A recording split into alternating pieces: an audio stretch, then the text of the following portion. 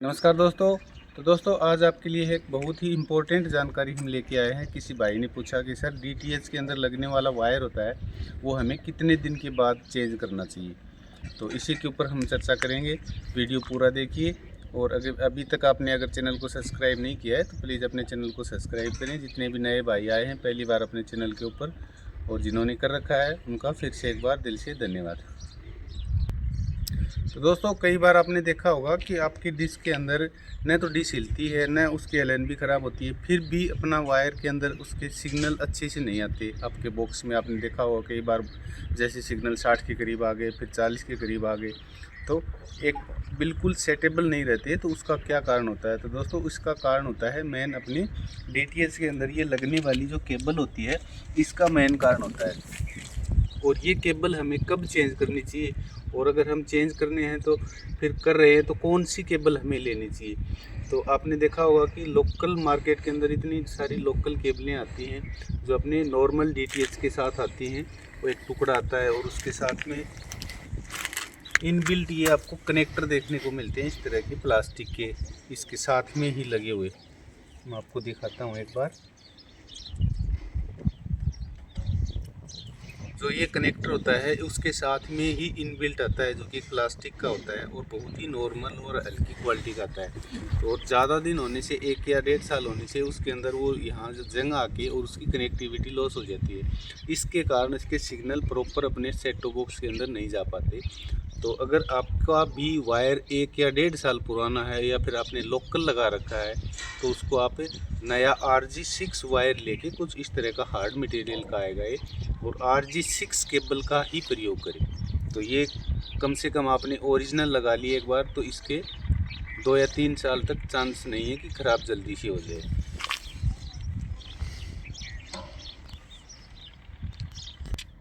और दोस्तों आपकी अगर केबल 2 या 3 साल पुरानी है तो आप अगर केबल भी चेंज नहीं करना चाहते तो उसके जो ये आगे कनेक्टर लगते हैं उनको एक बार अच्छे से ओरिजिनल कनेक्टर चेंज करके लगा दें, क्योंकि इसी के कारण कनेक्टिविटी होती है अपने सेट टॉप बॉक्स की। तो ये कनेक्टर ज़रूर से चेंज करें। और जब भी आप नई केबल RG6 वायर, तो इसमें हार्ड मटेरियल का होना चाहिए, जो कि उसकी जाली होती है इसके अंदर जो अपने माइक्रो वोल्टेज हैं सेट टॉप बॉक्स से अपने डीटीएच की तरफ, डिश की तरफ, एलएनबी की तरफ, तो उसके अंदर वो जाली होती है वो बहुत ही हार्ड होनी चाहिए, जिसकी वजह से जितनी वो कमज़ोर जाली होगी तो उसके सिग्नल आपको कम देखने को मिलेंगे। तो जब भी आप खरीदो ओरिजिनल RG6 नंबर की केबल खरीदें और ISI मार्का की होनी चाहिए। तो आपने वो अगर आपने लगा ली तो कम से कम आपको 4 या 5 साल तक आपको केबल चेंज करने की ज़रूरत नहीं पड़ेगी। तो दोस्तों ये समस्या बहुत सारे अपने भाइयों को है, और कई भाई ऐसे कर देते हैं जैसे हमारे से एलएनबी भी ले ली उन्होंने, आटा की एलएनबी। आपको पता ही है कि आटा की एलएनबी का रिज़ल्ट बहुत ही पावरफुल होता है, और आटा की एलएनबी अपने डिश के ऊपर लगा ली फिर भी उनको सिग्नल नहीं मिल रहे। तो इसका क्या कारण है? कई सब्सक्राइबर भाई हैं हमारे पास कॉल किया कि सर हमने आटा की एलएनबी ले ली फिर भी सिग्नल अच्छे से नहीं आ रहे। तो मैं सभी को बताना चाहूँगा कि इसका सिग्नल न आने का कारण आटा की एलएनबी नहीं है, आपका वायर और आपकी कनेक्टिविटी है। तो मैंने कई भाइयों को उनके वायर और उनके कनेक्टर चेंज करवाए, तो उससे उनको बहुत ही ज़्यादा फ़ायदा देखने को मिला, क्योंकि उनकी जो केबल थी वो कम से कम 2 साल या 3 साल या 4 साल पुरानी थी, और वो रास्ते में से बीच में से टूट भी गई थी। तो दोस्तों इसके अंदर एक तो मेन बात आपका यही है कि डिश के वायर के अंदर कोई भी जॉइंट नहीं होना चाहिए, सिंगल पीस के अंदर होनी चाहिए।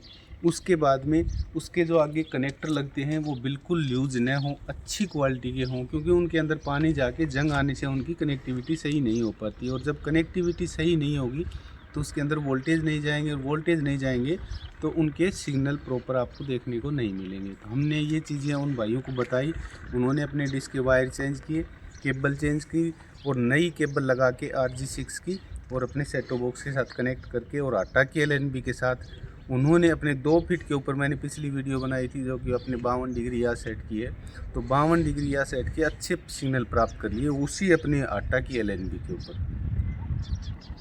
तो दोस्तों अगर आपकी भी डिश की वायर कम से कम 2 साल पुरानी है या 3 साल पुरानी है और आपकी एलएनबी भी ख़राब है, तो दोनों चीज़ को आप एक बार चेंज कर दें। और उसके अंदर आपको अच्छी क्वालिटी की LNB लगानी है। चाहो तो आप आटा की LNB भी लगा सकते हो। इसका मैंने ख़रीदने का लिंक अपने डिस्क्रिप्शन में भी डाल रखा है, तो चाहो तो आप वहाँ से ख़रीद सकते हो। और अच्छी केबल आप ख़रीद के एक बार लगा दो, बार बार आपको ना तो कोई परेशानी होगी, ना कोई आपको नो सिग्नल की समस्या आपको देखने को मिलेगी। तो जिस भाई ने कमेंट किया था कि हमें अपनी डिश का वायर कितने साल में चेंज करना चाहिए, तो अच्छे से उन भाई ने कमेंट करके अपना देख लिया होगा ये वीडियो, हमने अच्छे से बताने की कोशिश करी। तो दोस्तों, अच्छी सिग्नल होना वायर की एक कनेक्टिविटी का बहुत ही इम्पोर्टेंट रोल होता है, क्योंकि डिश के अंदर जब प्रॉपर कनेक्टिविटी नहीं आएगी ना, जब तक सिग्नल नहीं आएंगे, भले ही आपकी LNB चाहे इन्वर्टर हो या फिर कोई भी हो, चाहे भले ही आपकी डिश एंटीना 6 फीट की हो, 8 फीट की हो, लेकिन वायर की कनेक्टिविटी जब तक सही नहीं होगी, जब तक आपको सिग्नल अच्छे देखने को नहीं मिलेंगे। और फिर उसके साथ में आता है कि वायर की क्वालिटी कैसी है। कई भाई बोल देते हैं कि सफ़ेद वायर अच्छा आता है, कई भाई बोल देते हैं कि ब्लैक वायर अच्छा आता है। तो ब्लैक और वाइट के चक्कर में मत पड़ो, अच्छी चीज़ क्वालिटी और अच्छी प्रीमियम क्वालिटी का वायर इस्तेमाल करो, जिससे आपकी न तो केबल आपको बार बार ख़राब होगी, न सिग्नल नो सिग्नल आएगा, न आपकी LNB के ऊपर आपको कोई डाउट होगा। क्योंकि कई भाई इतनी महंगी महंगी LNB भी ख़रीद लेते हैं। कभी वो ख़रीदते हैं कि हमें एयरटेल की चाहिए, हमें टाटा की चाहिए, हमें कोई दूसरे की चाहिए।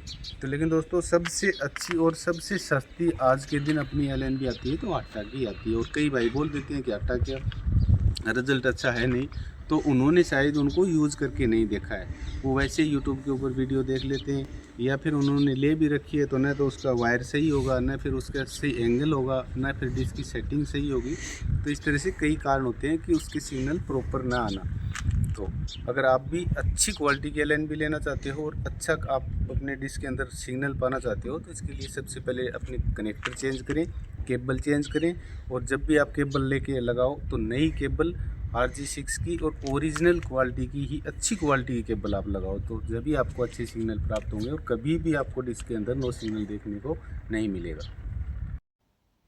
तो दोस्तों, बीच में 2 मिनट का टाइम ले लेते हैं और हम अपनी पिछली वीडियो का कौन है अपना एक सब्सक्राइबर भाई जिसको हमने RB का सेटो बॉक्स दिया है, उस भाई का नाम अनाउंसमेंट कर देते हैं।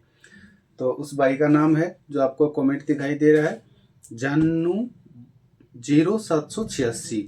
तो शायद ये अभी नए सब्सक्राइबर भाई हैं।